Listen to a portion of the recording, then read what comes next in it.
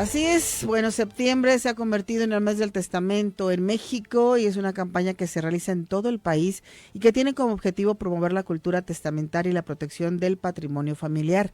En esta campaña se ofrece una serie de beneficios como descuentos, horarios extendidos de atención en las notarías, asesoría jurídica gratuita, entre otros. Para platicar más sobre este tema, ya nos acompaña aquí en esta cabina azul Jaime Natera López, presidente del Colegio de Notarios de Jalisco. Jaime, ¿qué tal? Muy buenos días. Laura, muy buenos días, saludos a todos tus radioescuchas y me da muchísimo gusto estar con ustedes para platicar de este mes que es un mes importantísimo, aparte del mes de la patria, el mes del testamento. Así es, y algo muy importante, que como bien lo comentamos ahorita sobre esta información, a veces pensamos que no es necesario hacer un testamento porque yo casi no tengo nada, porque no tengo nada que heredar, porque pues no es necesario. Platícanos por qué sí y quiénes pueden hacer un testamento. Bien, primero, ¿quiénes pueden hacer un testamento? Los mayores de 18 años que estén en pleno uso de sus facultades mentales, que no tengan una discapacidad muy difícil de que nos den a entender su voluntad y su disposición como la quieren, ¿sí? En primer lugar. Segundo, pueden hacer también los sordos, pueden hacer testamentos también. Hay personas con discapacidades que pueden hacer testamentos y que esto es muy importante que lo atendamos. Por otro lado, ¿qué se puede dejar en un testamento? ¿Por qué la pregunta no tengo nada y por qué voy a hacer testamento? Tengo muy poquito. Bueno, yo creo que tendríamos que partir de lo que es la definición de testamento. El testamento es el acto jurídico personalísimo, y esto quiero hacerlo muy claro, personalísimo, revocable y libre, en virtud del cual una persona dispone de sus bienes, derechos y obligaciones para después de su muerte. Puede ser una definición muy larga, pero me voy por pedacitos. Personalísimo es la decisión muy personal de cada persona. Nadie puede disponer de lo que no es suyo y tu patrimonio es exclusivamente tuyo. Entonces, que están casados en sociedad legal, de acuerdo, el 50% le corresponde a la sociedad, al cónyuge, y el 50% le corresponde a la esposa, ¿sí? Entonces, cada uno tendrá que hacer su propio testamento para disponer cómo quiere hacer sus bienes, ¿sí? Dejar sus bienes. Por otro lado, también decíamos que es para cumplir derechos y obligaciones. Fíjense una cosa, puede ser que no tengan nada de material, pero puede ser que tengan un hijo. Y el hijo creo que es lo más importante que lo material. Y entonces la pregunta sería, si nos morimos los dos, los padres, o la madre en caso de que fuera madre soltera, ¿quién quiero que eduque a mi hijo? ¿Quién quiero que sea la persona que le inculque los valores que hoy yo quiero que vaya creciendo con eso? ¿Sí? ¿Y por qué es importante? Porque puede nombrar esta persona un tutor, y este tutor es el que se va a encargar precisamente de cuidar al menor, ¿sí? Y va a haber un curador que va a tratar de cuidar que no se dilapiden los pocos bienes, si es que hay bienes del menor. Y entonces es importante porque si no se deja el nombramiento del tutor, los tutores por disposición de la ley serán los abuelos. Y los abuelos probablemente ya no están en edad de educar, o probablemente ya falte alguno, ¿sí? Y que le llegue una carga a una señora de 60 y tantos años de un niño de 5 años, ¿sí? Pues como que ya las cosas se complican, ¿no? Entonces también para eso sirve el testamento, ¿sí? Me gustaría hacer ahí aquí un paréntesis, Jaime, y más ahora que estamos hablando de las parejas del mismo género, en donde deciden adoptar a un niño. Este niño queda como hijo de ambos en un momento dado. Pero cuando es que solamente uno lo registró y fallece la otra persona, en este caso también podría entrar. En el caso o sea, ahí hay dos cosas. Una es si se registró solamente por el lado de la madre, por decir algo, y el padre después inclusive podrían hacer hasta un juicio de paternidad, ¿sí? Para demostrar yo soy el que tengo, soy el padre y me corresponde la patria potestad, ¿sí? En el caso que estoy comentando es que ya no hay, o se murieron los dos al mismo tiempo, o la madre era madre soltera y el papá no quiere saber absolutamente nada de eso, ¿sí? Y en el caso de que me hablas de la adopción de parejas del mismo sexo, efectivamente es quién quiero que lo vaya a educar al hijo o a la hija en las condiciones en que lo estamos haciendo, ¿sí? Y entonces, y la otra es que cumpla las obligaciones que tenemos pendientes. Nadie sabemos cuándo nos vamos a morir, pero tenemos un montón de cosas que estamos haciendo. Simplemente un tema muy sencillo: ¿quién se va a encargar de dar de baja nuestra cédula fiscal, nuestro RFC, en Hacienda? Eso le corresponde al albacea, ¿sí? Pero si lo dejamos en el testamento, nos vamos a ahorrar el juicio sucesorio, intestamentario, publicar edictos, etcétera, para que después se nombre un albacea y que pueda cumplir a lo mejor con esa única obligación que se tiene. ¿Por qué? Porque el señor era arrendador,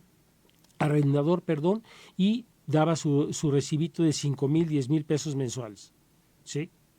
Entonces, ese tipo de cosas son importantes, ¿sí? Y también, a través del testamento, es una cosa interesante, y lo vamos a platicar si hubiera un poquito de tiempo, podemos generar vida y podemos generar mejor calidad de vida para terceras personas. ¿Cómo? Si me permites, para no tener que cortar la plática sobre este tema, tenemos que hacer una pausa, regresamos y nos enfocamos a esto. De acuerdo. ¿Va? Esto es Cara a Cara.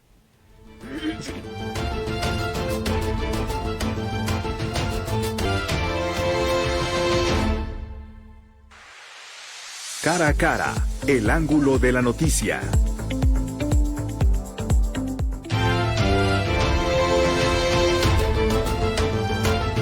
Estamos de regreso a Cara a Cara platicando con Jaime Natera López, presidente del Colegio de Notarios de Jalisco, sobre septiembre, el mes del testamento, y nos quedamos con un tema muy importante: documentos que se tienen también que considerar además del testamento, Jaime. Sí, le comentaba Laura que el testamento es el documento, el último, es el que dejamos para cuando nos vamos a morir. Cuando ya nos morimos, ese testamento, ese documento que dejamos está dormidito, y en el momento en que fallecemos, ese testamento surte todos los efectos, empieza a vivir, ¿sí? Y en ese caso decíamos que se puede ser personalísimo, revocable, libre, y que además se cumplen derechos y obligaciones. Hablábamos ya de los derechos, hablábamos del caso del tutor, y estábamos hablando del caso de que a través del testamento también se puede generar una calidad de vida mejor para terceras personas, o probablemente vida. ¿De qué estoy hablando? Estoy hablando de que a través del testamento también se puede hacer la disposición del cuerpo para después del fallecimiento, o disposición de órganos. Esto es muy importante que se sepa, que la persona responsable, que lo comenten con sus familiares en caso que lo decidan hacer, para que se respete la disposición. ¿Por qué? Porque la disposición del cuerpo y la disposición de órganos debe de ser rapidísimo, antes de que se echen a perder y que se puedan utilizar. Entonces, se puede hacer esto. Y decía también, le comentaba a Laura, que es un tema que siempre lo enfocamos hasta el final. Enfocamos el nacimiento y enfocamos la muerte con el testamento, ¿sí? Acto de nacimiento, nuestra acta de nacimiento; acta de defunción, nuestra acta de defunción y nuestro testamento. Pero ¿qué pasa en medio? ¿Qué pasa para poder tener una mejor calidad de vida en caso de una enfermedad? ¿Sí? Y ahí tenemos dos figuras que no van tan de la... Dos figuras importantes, ¿sí?, que son muy interesantes que la sociedad los conozca.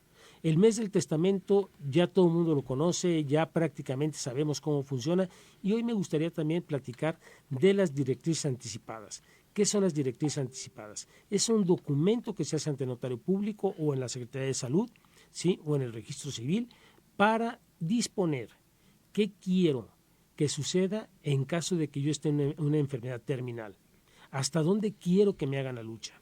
¿Hasta dónde quiero que los médicos o el hospital se convierta en una obstinación médica porque tengo un seguro de gastos médicos que me va a seguir cubriendo? ¿Hasta dónde quiero tomar mis propias decisiones en una manera libre, consciente, para que el día de mañana se respete mi voluntad? Y fíjense, aquí cuando estoy hablando de voluntad, es la misma voluntad que se expresa en el testamento que la que se expresa en las directrices anticipadas. Por lo tanto, las dos, disposición testamentaria y directrices anticipadas, deben de ser respetadas, ¿sí? ¿Por qué? Porque eso es nada más lo que le corresponde a uno. Y voy a hacer un símil. Cuando tú estás haciendo tus directrices anticipadas, estás disponiendo de lo que quieres que pase contigo en esa enfermedad, ¿sí? No quiero estar conectada, no quiero estar sufriéndole, etcétera, etcétera.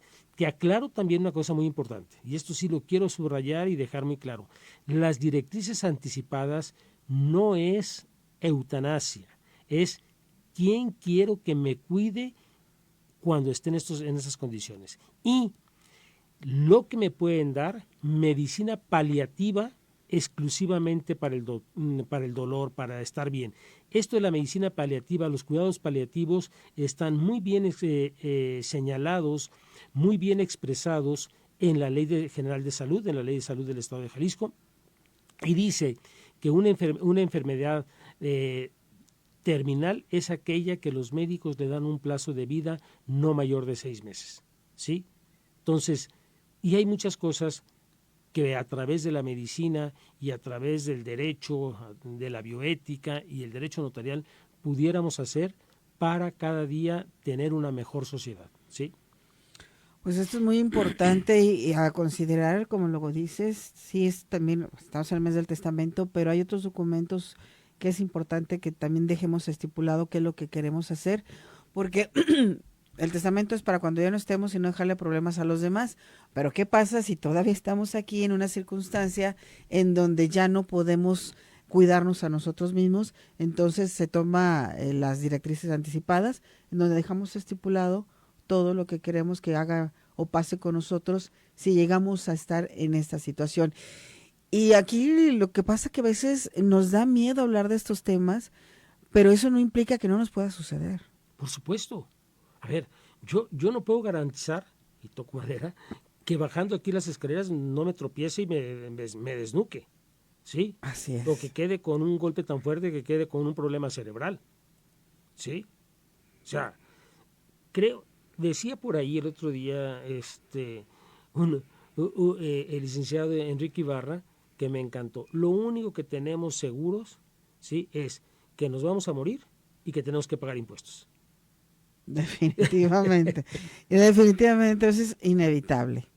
Sí, entonces creo que esta figura de las directrices anticipadas también nos permite para que en ese documento se pueda establecer la donación de órganos. Por eso decía que a través del testamento y también a través de las directrices anticipadas podemos generar vida a favor de un tercero, y ahí sí creo que estaríamos haciendo una cosa importante: hacer el bien sin mirar a quién, porque no vas a saber para quién le sirvió tu córnea, para quién le sirvió X parte de tu cuerpo, ¿no?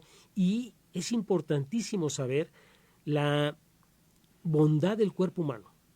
El cuerpo humano, un cadáver, que a propósito, no hay cadáveres ahorita para investigación, la Universidad de Guadalajara no hay cadáveres, y se requieren. Nada más para darles un ejemplo, el número de estudiantes que pueden investigar, trabajar, estudiar en un cadáver son 3,220 alumnos, ¿sí? Y decía también que es importante porque a través de eso se va a ir generando vida, ¿sí? Y se va a ir generando conocimiento. Yo creo, no soy médico, no soy estudiante de medicina, me acuerdo de la medicina de derecho, de medicina legal, cuando lo tomábamos con el doctor Mario Rivas Sousa, que era interesantísimo ver que una vena y una arteria no son iguales, ¿sí? Y no es lo mismo aprender a coser en un maniquí que coser en un cuerpo humano. Claro. ¿Sí? Entonces, invitarlos también a que reflexionemos, pero también cuando hablabas tú ahorita de la voluntad y del respeto, me parece eso fundamental. Creo que el respeto debe de ser de la persona que está haciendo su testamento o su directriz anticipada, porque lo tiene que hacer con dignidad. Y cuando lo hace con dignidad, se está respetando a sí mismo. Está diciendo qué quiero, ¿sí? Pero también tenemos que entender que nuestros seres queridos, los beneficiados o los que están cerca de nosotros, tienen que entender y respetar la voluntad del testador o de la persona que hizo las directrices anticipadas, ¿sí? No es fácil, lo reconozco, lo he vivido en carne propia, no es fácil firmar para que no conecten a una persona, ¿sí? Pero creo que también cuando lo hice respeté la voluntad de ella al 100%. Pues sí, sí es importante todo esto que nos estás comentando y hay que llevarlo a cabo. Eh, ¿Del costo, tiene un costo esto de las directrices anticipadas? ¿Qué creen? La ley dice que es gratis. Sí, ¿verdad? La ley dice que es gratis, ¿sí? Si acaso es gratis, sí se paga un derecho, que eso todavía tenemos que arreglarlo con el, o sea, que los notarios no cobramos honorarios, pero sí podemos cobrar los derechos que tenemos que pagar a la Dirección de Archivos e Instrumentos Públicos, ¿no? Pero además, la idea es que estén tranquilos ustedes, que hay un registro de Secretaría de Salud donde se inscriben las directrices anticipadas para que el día de mañana terceras personas, no terceras personas, los hospitales o cualquier persona sepa que cuando digo personas me refiero a personas morales de los hospitales, ¿no? Y se nombra un responsable, que tú lo eliges, para que él sea el que tome la decisión. Ok. Pues ya nos están llegando algunas preguntas. ¿Quieres irte con algo más antes de empezarlas a leer? No, simplemente de invitarlos a que reflexionen en el testamento. Les decía, es impresionante la mala memoria que tenemos los mexicanos. Y les voy a decir por qué. En el año del 22, que se acaba de terminar la pandemia, hicimos 22,000 testamentos en el mes del testamento. En el año del 23, un año después de la pandemia, bajaron a 18,000. 5,000, 4,000 y pico de testamentos menos. ¿Por qué? No lo sé. Estábamos asustados en la época del 22, saliendo de la pandemia, viendo que las personas sí nos moríamos solos en terapias intensivas, etcétera, etcétera. Creo que valdría la pena el decir por qué. Y también recordar una cosa, y esto me parece importantísimo. El mes del testamento está considerado para la clase del pueblo de México, no para la natita de la clase de México, porque de repente nos llegan personas que se están esperando al mes del testamento, donde tienen 10 propiedades, quieren dejar una serie de limitaciones, una serie de cosas, ¿sí? Y comprenderán que no es el mismo tiempo que se le va a dedicar a una persona, ¿sí?, al que se le va a dedicar a una persona con 10 propiedades, que trae una problemática diferente, que trae una serie de cosas, ¿sí? Entonces, sí, nada más recordar eso, porque también es triste ver personas con recursos económicos que dicen, me voy a esperar a septiembre para hacer mi testamento. Primero, pues que les garanticen que van a llegar a septiembre del año que entra, ¿sí? Uh-huh. Y segundo, pues creo que hay que darle la prioridad a los más necesitados y de ahí ir subiendo. Muy bien. Juan Carlos pregunta, ¿cuánto costará este año el testamento y por qué muchas notarías no respetan el precio pactado o simplemente dicen que no tienen fecha? ¿Dónde se puede ver las notarías que sí respetan el precio y que sí quieren hacer los testamentos? Todas las notarías deben de respetar el precio y el precio es 2,300 pesos por el testamento, incluyendo todo. Insisto, es siempre y cuando estemos hablando de 1, 2, 3 casitas máximo, sí, pero el otro día, por ejemplo, llegó una persona con 42.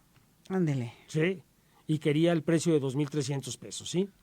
Y también tenemos que, y otra cosa muy importante, es necesario que las personas platiquen sus situaciones personales, familiares, porque ninguna familia es igual a otra. Y luego, otro tema es, les quiero dejar a mis hijos en partes iguales, ¿sí? Pero luego preguntan, está bien, partes iguales. Yo lo único que digo es, la justicia no es igual que equidad. Son dos cosas diferentes, ¿sí?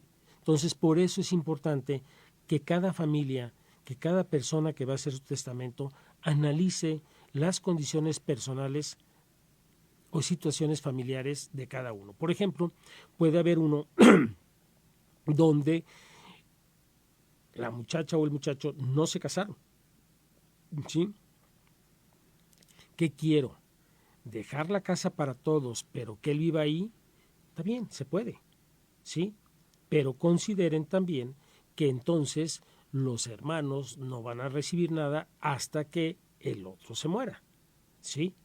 Entonces, por eso digo, es importantísimo hablar para asesorar. Dice José Luis, buenos días, ¿qué papeles necesito para tramitar el testamento y puedo realizarlo en cualquier lugar o aplica nada más en ciertos lugares? Gracias. Aplica en toda la República Mexicana, es un programa nacional, aplica en toda la República Mexicana. ¿Y qué necesitas? De entrada, tu credencial de lector, ¿sí? Que esté vigente, que sepas leer y escribir, ¿sí? Y que sepas qué es lo que quieres hacer.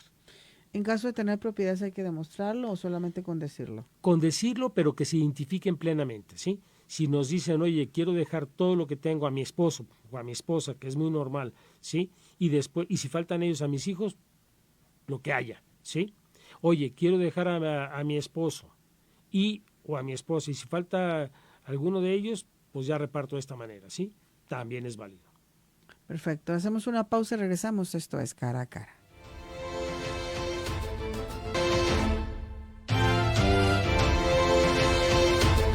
Estamos de regreso a Cara a Cara platicando con Jaime Natera López, presidente del Colegio de Notarios de Jalisco, sobre el mes del testamento, y tenemos otras preguntas. Y nos dice terminación 3521, ¿qué sucede cuando un testamento no se encuentra registrado? A ver, los testamentos que se hacen, tenemos los notarios un término de 48 horas para mandar el duplicado al archivo de instrumentos públicos y mandar también un aviso al Procuraduría Social, ¿sí? Entonces, los testamentos no se registran. Los testamentos, se hace el testamento, se le entrega el testimonio al testador y nosotros mandamos un duplicado al archivo de instrumentos públicos.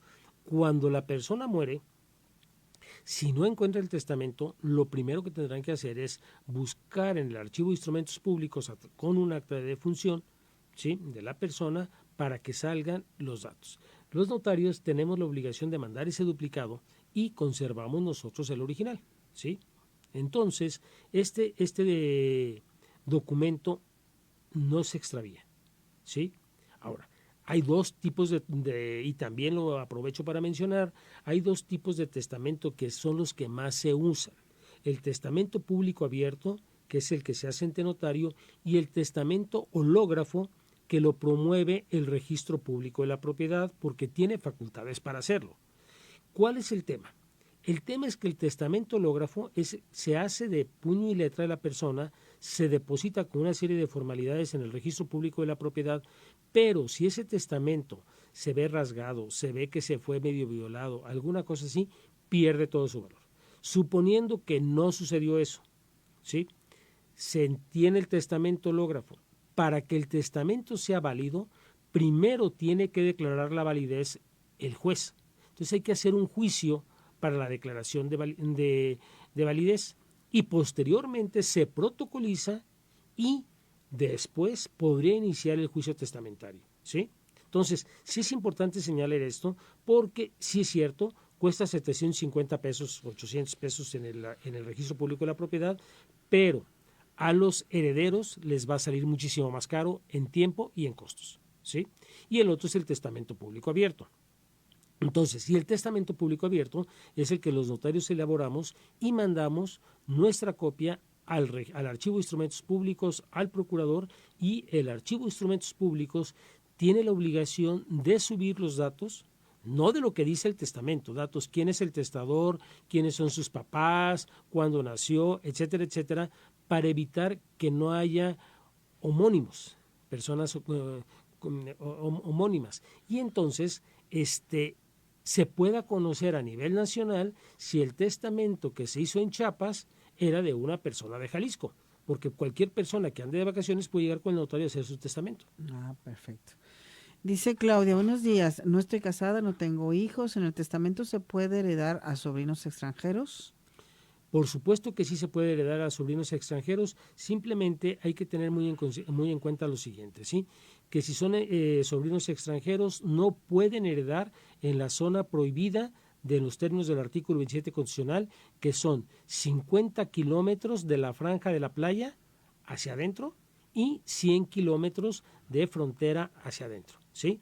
Eso es propiedad que solamente puede ser recibida en propiedad a través de o solamente los mexicanos, ¿sí? Ok. Y también pregunta, ¿y el Afore y las cuentas de banco de inversión pueden entrar en el testamento para mi hermana? Pueden entrar, sin embargo, más que entrar, yo lo que les diría es, ahí tienen que ir a que las Afores y las cuentas de inversión se nombre el beneficiario que ustedes están queriendo que sea, ¿sí? Porque luego también cambian, decir, no, quiero que la cuenta sea de fulanito de tal, pero no la cambian en el banco. El banco le va a entregar a quien le dieron esa inversión. ¿Por qué? Porque las inversiones y las afores se rigen por disposiciones totalmente, leyes especiales, ¿sí?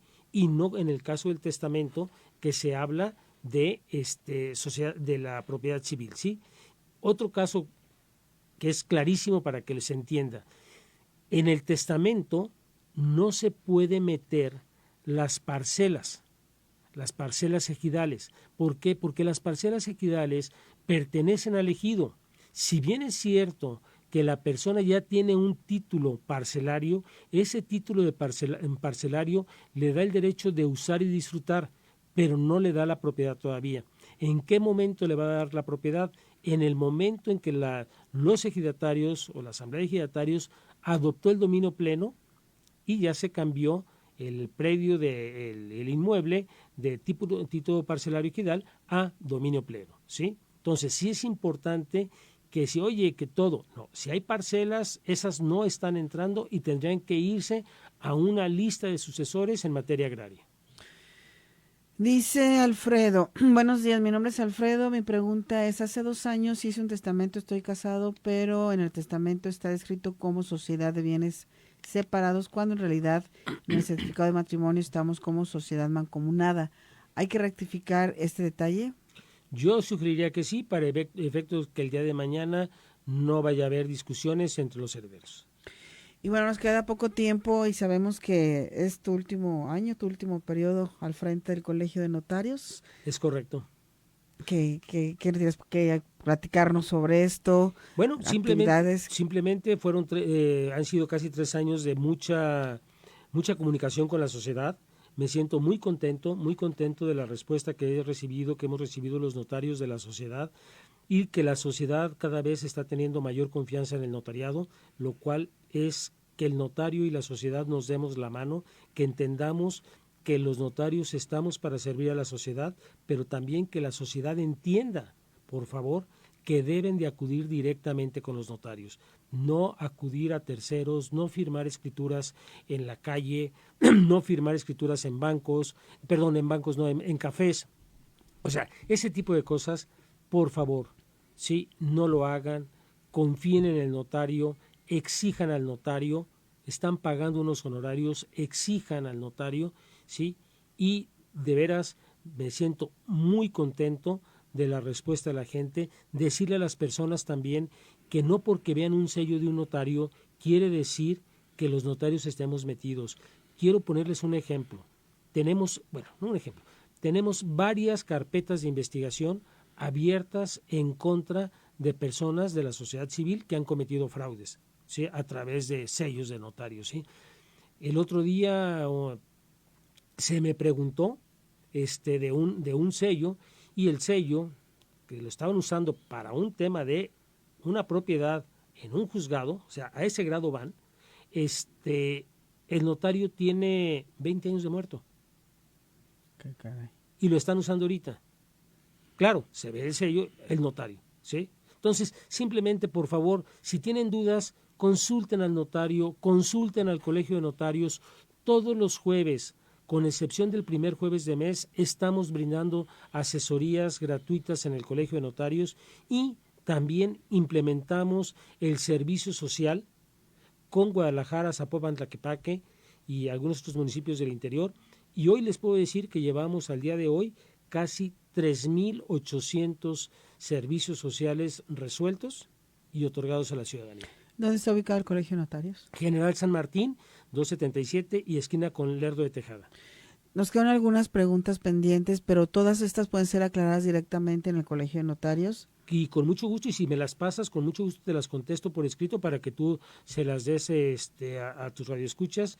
Y por supuesto, decirles que el Colegio de Notarios está abierto a la ciudadanía, que si la ciudadanía y el Colegio de Notarios hacemos lo que nos toca, estoy seguro que tendremos una mejor sociedad y un mejor Estado de Derecho.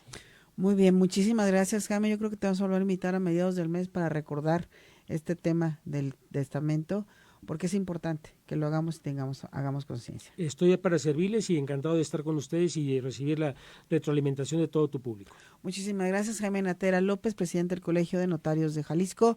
Nosotros vamos a una pausa, regresamos.